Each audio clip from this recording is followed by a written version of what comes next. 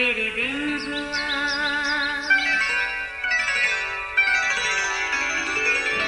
नया फिर दिन हुआ, पुरानी रात का करे सो शुक्र हम खुदा की जात का, खुदा की जात का, नया फिर दिन हुआ।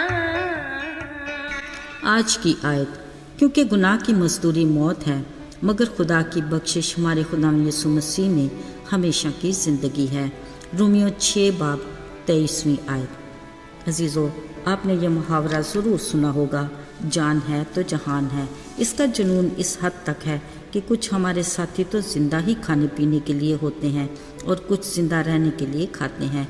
हकीकत तो ये है कि सेहतमंदी और तंदुरुस्ती हर तरह की बुनियादी ज़रूरत और ख्वाहिश भी है।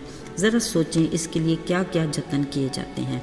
फिर भी जरासीम धीरे से इंसानी जिस्म में दाखिल होकर किसी न किसी बीमारी में मुब्तला कर देते हैं। इनमें से कुछ मौरूसी बीमारियां तो वैसे ही ट्रांसफ़र होती रहती हैं। बहरहाल बीमारी कोई भी हो, इनका मुहर्रिक जरासीम ही होते हैं। ज़ाहिरी बात है कि हर मुतासरा शख्स अपनी बीमारी से बचने की सरतोड़ कोशिश करता है। बेहतर इलाज के लिए माहिर डॉक्टर या तबीब की तलाश, तो कभी अच्छी दवा का हुसूल, बस दिन रात इसी तगदो में रहता है। अजीज़ों, सच तो ये है कि ज़िंदगी हर किसी को बहुत प्यारी है। हाँ, तो बात हो रही है बीमारी और इससे बचने की तदबीर की। तो फिर गुनाह के मर्ज़ के बारे में आपका क्या ख्याल है?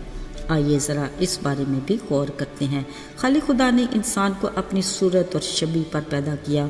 वो खूबसूरत बाग में रहते थे जिसमें उन्हें ज़िंदगी की हर नेमत मुयस्सर थी। और सबसे मज़े की बात ये कि खुदा हर शाम उनसे रफ़ाकत के लिए आता और बातें करता था। उनकी इस खूबसूरत ज़िंदगी और दिलकश शब और रोज़ की वजह पाकीज़गी थी।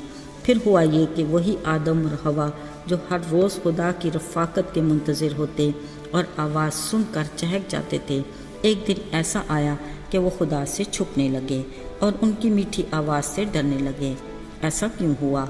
हाँ, हुआ ये कि उनकी दिलकश ज़िंदगी में लालच, नाफरमानी, इल्ज़ाम तराशी जैसी ख़तरनाक जरासीम दाखिल हो गए और यूं गुनाह के मर्ज़ का आगाज़ हुआ। ज़रा सोचें, लालच का जरासीम किस कदर दिल फरेब है। बाग़े अदन की हर नेमत और फल उनके खाने को था, मगर लालच के जरासीम के बायस हवा ने वही फल उसे खुशनुमा लगा जो खुदा ने उन्हें मना कर रखा था। उसने खुद भी खाया और अपने साथी को भी दिया। यूं नाफरमानी के जरासीम के बायस वो गुमराह हुए और फिर इल्ज़ाम तराशी के जरासीम के बायस हर कोई खुद को बेकसूर साबित करते रहे।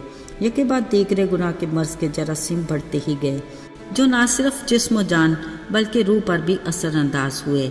यूं गुनाह का मर्ज़ बढ़ता गया और वो खुदा की रफ़ाकत से निकाल दिए गए।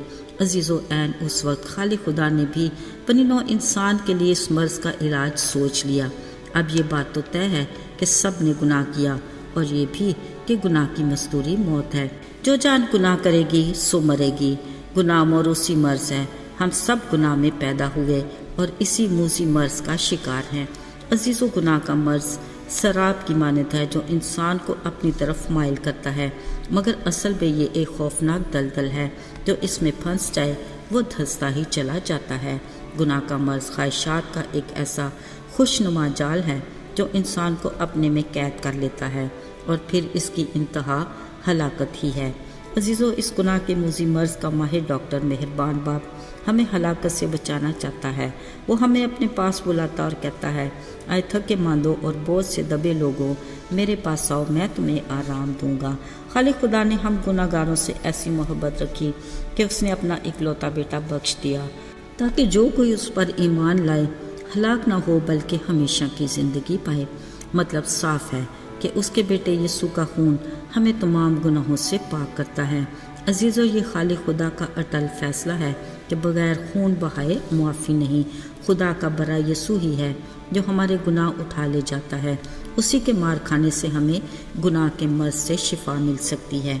अब ये जानते हुए कि गुनाह के मर्ज़ की इंतहा हलाकत है, क्या हम अपनी इस बीमारी की फ़िक्र करते हैं? क्या इससे बचने की तदबीर करते हैं?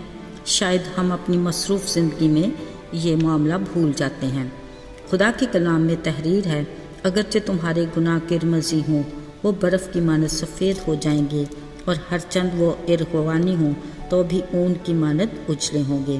عزیزو، یسوع کا لہو کس قدر پر اثر ہے، جو ہمارے کالی گھٹا جیسے گناہوں کو برف کی مانند سفید اور اون جیسا اجلا کرتا ہے۔ یہ خالق خدا کا اپنی مخلوق سے بے انتہا پیار، فضل اور اس کا رحم ہے۔